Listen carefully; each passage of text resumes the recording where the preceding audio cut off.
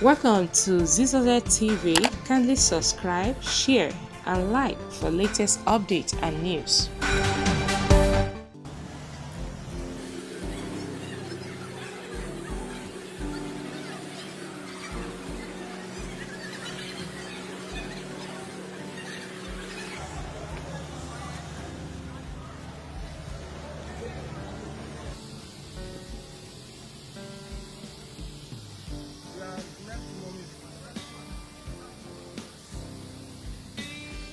Meu!